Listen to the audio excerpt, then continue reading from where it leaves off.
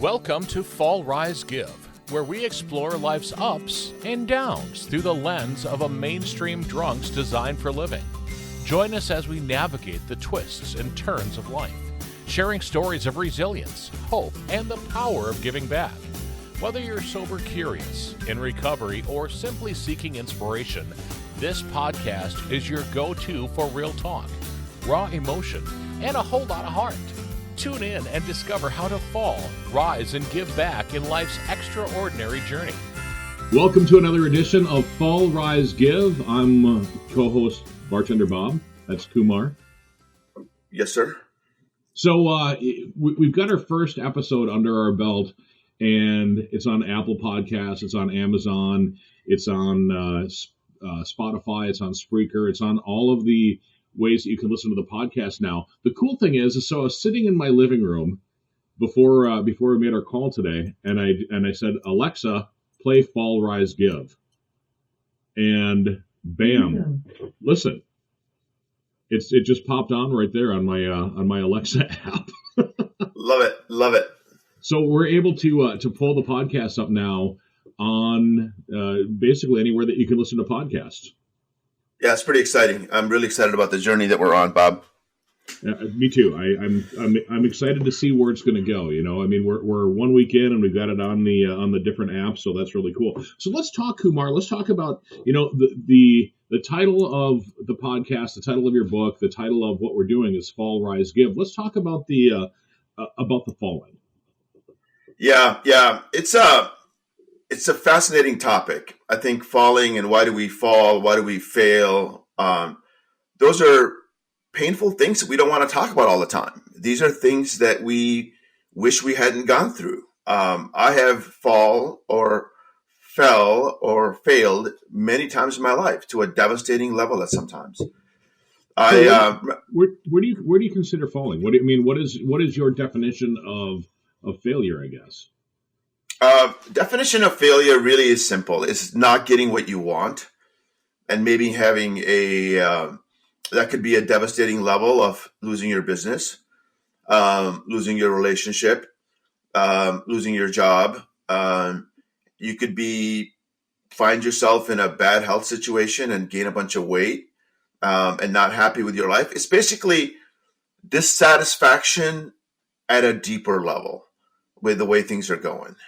And so falling to me is a particular event or a situation that you find yourself and you're not happy with it at all. You're just very dissatisfied with the way the results have gone. May have been in your control, may not have been in your control, whatever it is, but you find yourself in a very dissatisfied place that you find yourself suffering, lots of pain associated with it, lots of emotional trauma at times. But it's at the end of the day, it's about dissatisfaction with the way the situation has gone. So when you sent me show notes on things you wanted to talk about today, you mentioned fat, old, and numb. So explain to me what you mean by that. Yeah. So for me, I've fallen multitude of times in life, from business failures to job losses and things like that. But most recently in 2020, with COVID hitting the scene and a lot of people, basically cocooning in their little pods, if you want to call it that. I was working at the time. Things were normal on the surface. And I, just to deal with the pain or the fact that I couldn't go outside or couldn't go to events and couldn't go to my restaurants, I found myself in a situation where I ended up drinking a lot. Hate to admit it, but also smoking a lot. I ended up starting to smoke about 10 cigarettes a day. I would find that as an excuse to get out of the house. I was working from home at a professional software company. And I ended up weighing myself at 289 pounds. I'm 6 foot. In college, I weighed about 185, high school 175. I've run 4 marathons. I played college tennis. So I'm a pretty athletic guy. I wasn't born to be that heavy. But it wasn't just the weight. It was the fact that I was living a very dissatisfied, painful life that was basically numb. I would get up, have my coffee, go smoke a cigarette, get myself ready with a shower, what have you, to go to work. But basically working to live, living to work, and essentially had no emotions, no inspiration, nothing that I really wanted to achieve, but I was just living what I call a numb life. And so hopefully that explains it. I can delve into it deeper. It's a painful way to admit that you were in that situation, but it's just very dissatisfied, very painful experience of living day to day and eating unhealthy stuff, smoking, drinking every night. A glass of wine, started out with that at 4 o'clock to, 4 or 5 glasses, what have you. Fall, Rise, Give podcast. I'm bartender Bob. That's Kumar. We're talking about fat, old, and numb. And honestly, Kumar, at 55 years old, there's days that I do feel personally that I feel fat, old, and numb. But we're talking about you right now and your quest or on your fall kind of. Do you feel like you're healthy now that you've turned the page to a new life? If you Yeah. I definitely am. The journey started in 2021, right away in January. As soon as the gyms opened, I made a commitment to stop smoking. I made a commitment to go to the gym every morning. I'd say about 98% of the days since then, I've gone to the gym in the morning before work. I have low blood pressure now. I don't have any sort of a medical condition. My resting heart rate has gone from 70 something to 61. I've dropped about 40 pounds, 50 pounds since then, and living what I call an inspired life, and haven't touched a drop of alcohol for about 7 months. Wow. So was that a big change for you, the no alcohol? Yeah, it was. Been always drinking through high school and college, never seemed to have a problem with it, but it's a progressive disease, I guess. And so in COVID times, I think a lot of us started drinking. And then some of us just kept drinking. And so I starts out with, 1 or 2 glasses of wine at 4 o'clock, happy hour kind of a thing, then dinner. But for me, ended up being 3 or 4 glasses. And it's just, maybe I wouldn't consider myself a hardcore alcoholic, but I would say certainly I had symptoms of mild alcoholism where I didn't quit when I wanted to quit. In 2021, I wanted to stop quitting, and I wasn't able to quit. Was it more binge drinking than anything?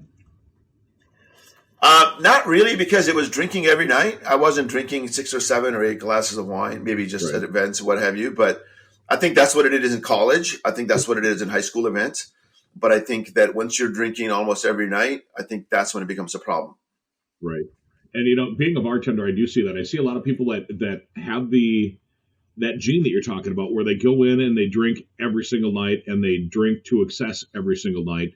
And then I have other people that come in that it's more of a social thing, where they come in just to talk, to find out what's going on around town, and to find out why the cops drove by the other day, or why they were sitting in front of Betty's house, and why was the ambulance over at Joe's house, and so I think a lot of people in a smaller town use the tavern as a social hangout.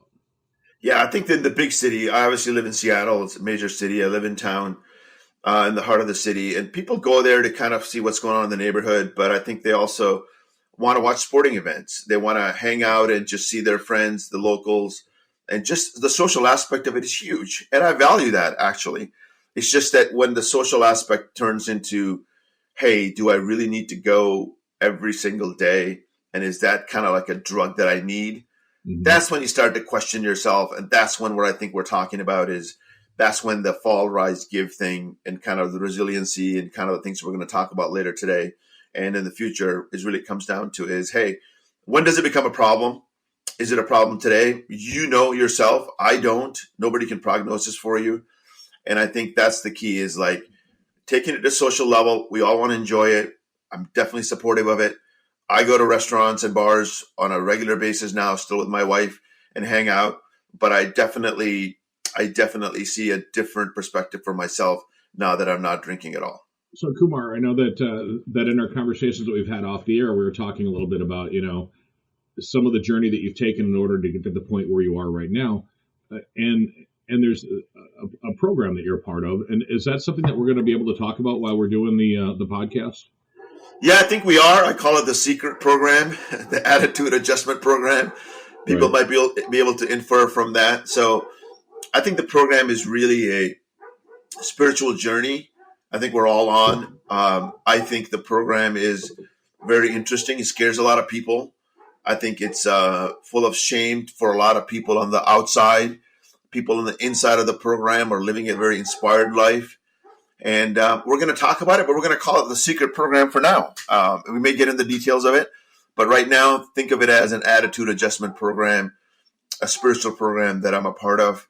And I support to 100 level, but I think I don't want to scare people by the name of it.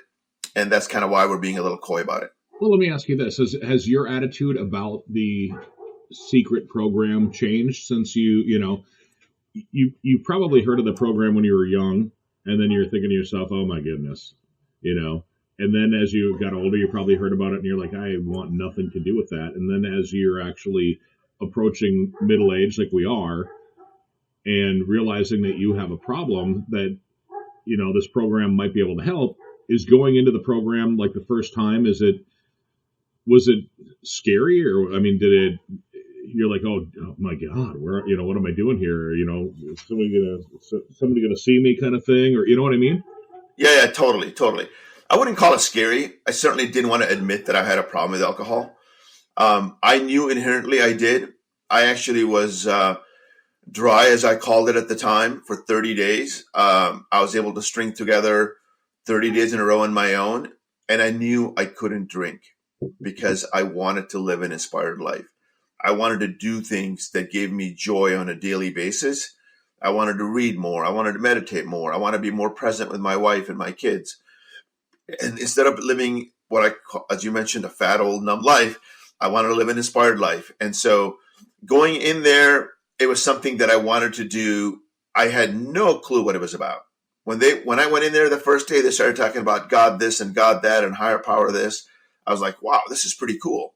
They're not talking about all the things that we hear about shame and you're bad and you're drunk and all of this stuff. They're talking about how do you live an inspired life? Mm-hmm. It starts out with a thing that they call physical sobriety, and then it turns into emotional sobriety. And then I learned from a book, most recently, there's something called mental sobriety, and there's something called spiritual sobriety. Yeah, I didn't realize that. Yeah, I had no idea. I walked in and one thing I did notice, I joined a Zoom meeting for the first time. A modern worker, I work from home most of the time. Through the Zoom, I was able to actually see people's demeanor. I was able to see, were they smiling? Were they happy? Were they living an inspired life? Mm-hmm. I was blown away, to be honest with you, Bob. I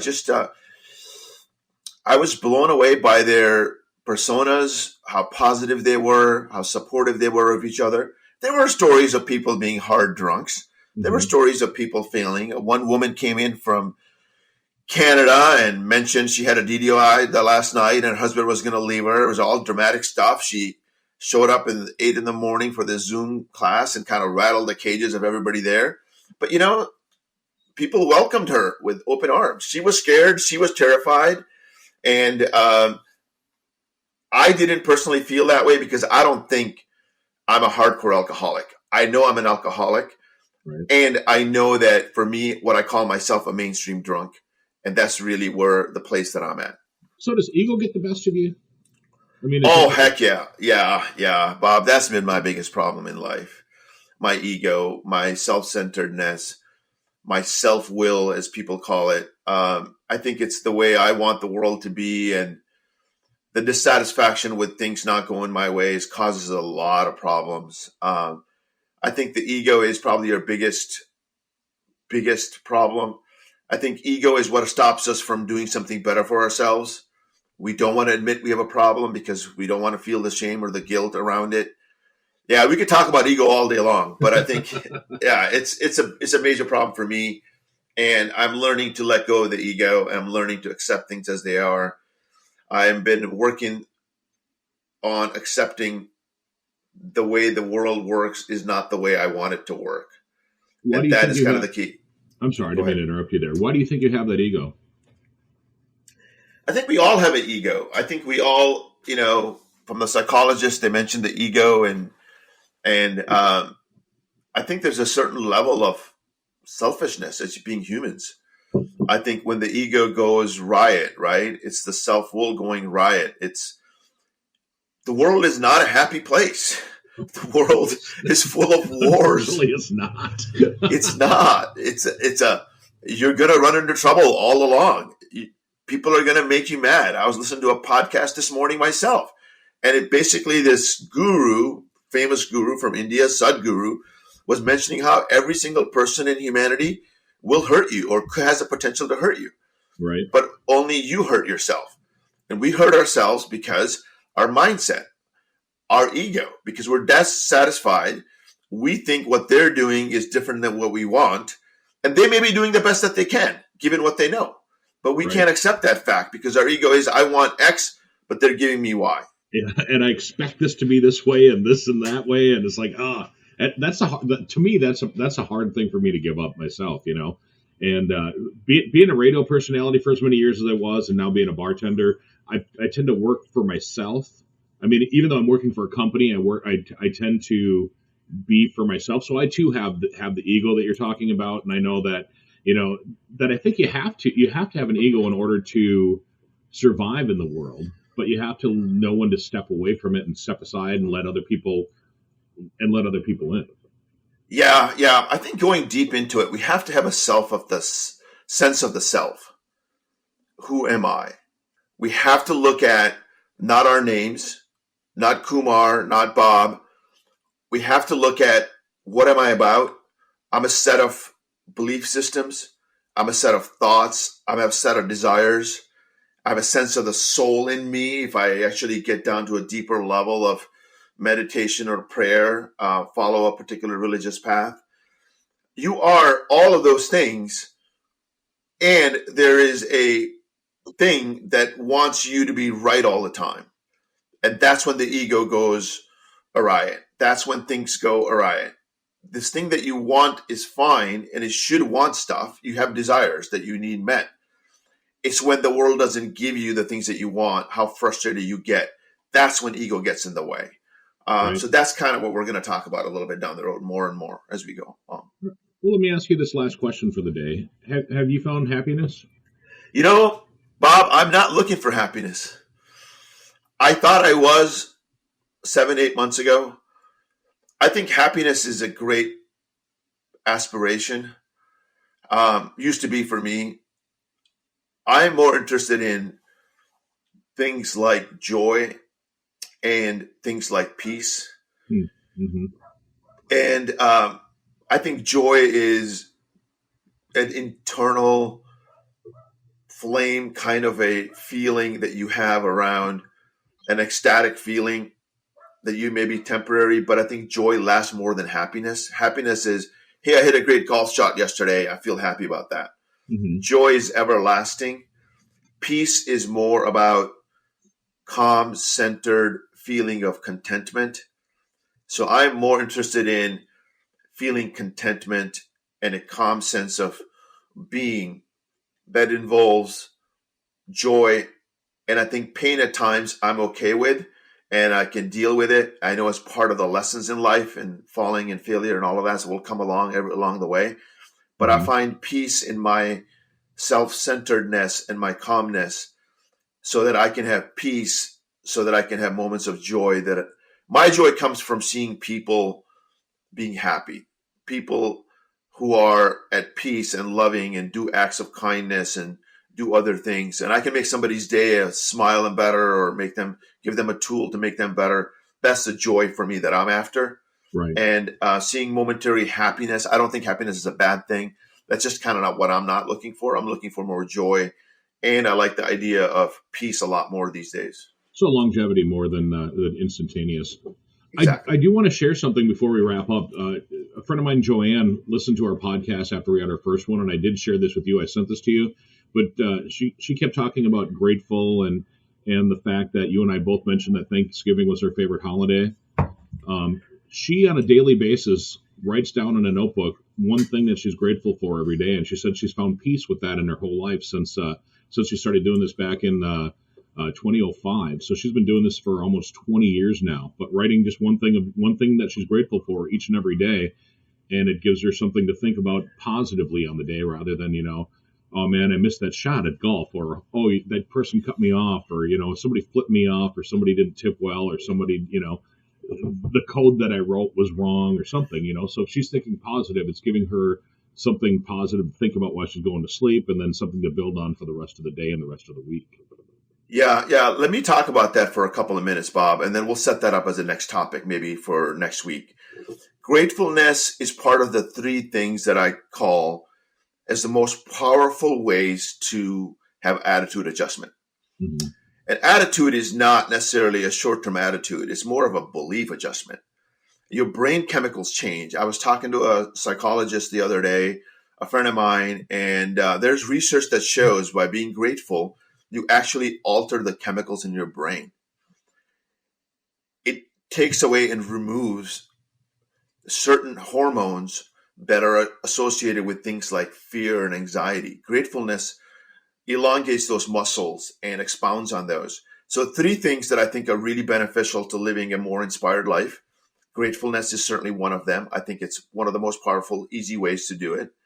I think the other one is music. Listening to music inspires and kind of elates our feelings and gets us to a whole different vibrational level. Mm-hmm. And the third one, I think, is exercise, moving your body to a certain level. So I think that gratefulness is, hey, we're happy to be alive just today. We had a great night of sleep. We're happy about that. It starts to alter brain chemicals. And so I definitely do think what she's doing works. I actually do a gratitude text with a group of 5 guys every morning. We send each other 3 to 5 items that we're grateful for every single day. Mm-hmm. I started this practice months ago, and I actually believe it. It changes my day. And I also see what other people are grateful for as well. It's a great way to change your mindset, change your brain chemicals, and it's an incredible way to live a life of inspiration rather than the desperation. Well, let me just say that I'm grateful and thankful that you found me again after 40 years of being out of high school, just to work on this podcast together. And I do think that we're on the right track, and I think that we're going to hopefully change lives and have people more grateful with the lives that they have. Yeah, exactly. And I also read this morning with a famous naval admiral talking about changing lives. And he basically said, if each person can change 10 people's lives in their lifetime, every 10 people listen to it as 100 people. If those 100 people change lives of 10 people, it's that whole thing, this Mm-hmm. philosophical guru we talked about last time, the spiritual God, Son of God, mentioned that he only had 4 apostles that really did anything. And in the whole network marketing thing, they just go by 4 by 4. And so we can change lives, change 4, 5, 2, 3, 10. And those people inspire them to change 10 lives. We can have a dramatic effect on humanity. We're not saying we're going to change that dramatic effect on humanity. I just want to be able to impact 10 people or more. So it's Right. a small goal, it's baby steps. That's kind of the key in life, I think. Small baby steps, small baby improvements, and living a life of inspiration rather than desperation. Thank you for joining us on this episode of Fall, Rise, Give, where we explore stories of resilience, growth, and giving back. If you enjoyed today's episode, please check out our website at fallrisegive.com. Also, consider subscribing to our podcast on your favorite platform and leaving us a review. Your feedback helps us to continue to bring you inspiring stories. Stay tuned for our next episode. And remember, every fall is a chance to rise, and every rise is an opportunity to give. Until next time, keep falling, rising, and giving. This is Fall, Rise, Give, produced by podcastforhire.com. Thank you for listening.